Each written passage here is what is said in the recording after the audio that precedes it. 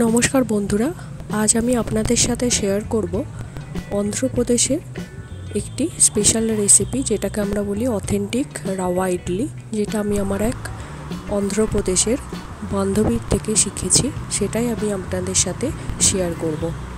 এটা যেমন সফট হয় তেমন খেতেও হয় অসাধারণ। এইটা পুরোপুরি অয়েল ফ্রি হয়। আপনারা সবাই বাড়িতে ট্রাই করতে পারেন। আর এর মধ্যে কোনো চালের ব্যবহারও হয় না, সেই জন্য এটা অনেকটাই স্বাস্থ্যকর হয়। এখানে আমি 1 কাপ বিউলির ডাল ভিজিয়ে নিয়েছি, তার সাথে নিয়েছি হাফ চা চামচ মেথি দানা। এটা আমি 4 থেকে 5 ঘন্টা মতো ভিজিয়ে রেখে দেব। আর অন্যদিকে আমি 1 কাপ সুজি, যেটা একটু মোটা দানা সুজি হয়, সেটাও আমি 2 ঘন্টা মতো ভিজিয়ে রেখে দেব, যাতে এটা একটু নরম হয়ে ফুলে যায়।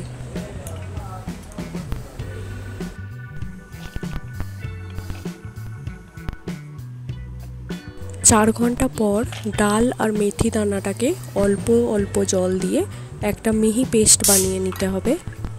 যদি মনে হচ্ছে মিহি হচ্ছে না, একটু দানা দানা থাকছে, তাহলে ব্যাটারটাকে ছাঁকনিতে ছেঁকে নিলেও চলবে। তাহলে যে মোটা দানাটা থাকবে সেটা আলাদা হয়ে যাবে।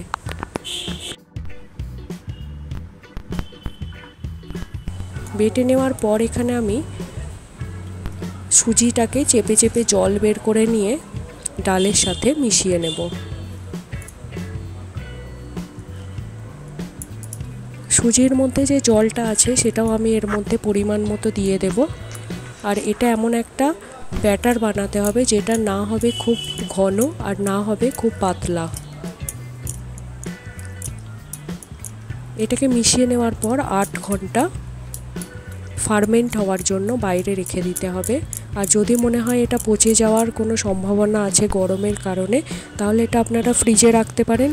আর যখন বানাবেন তখন একটু ইনো রেগুলার পাউডারটা মিশিয়ে নিলেই হবে।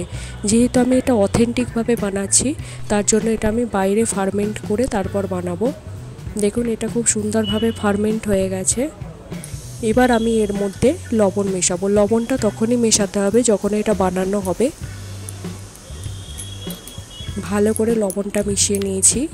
এবার অন্যদিকে আমি ইডলি স্টিমারটাকে জল দিয়ে ফুটতে দেব।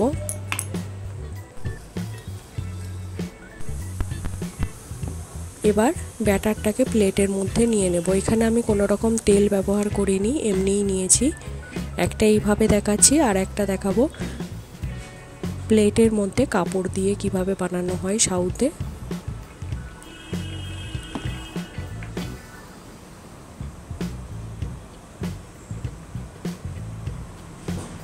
এইভাবে নিয়ে 10 মিনিট এটাকে স্টিম করব। স্টিম হয়ে যাওয়ার পর এটাকে আমি আরও 2 মিনিট এইভাবেই রেখে দেব গ্যাস বন্ধ করে, তাহলে এটা খুব সহজে উঠে আসবে।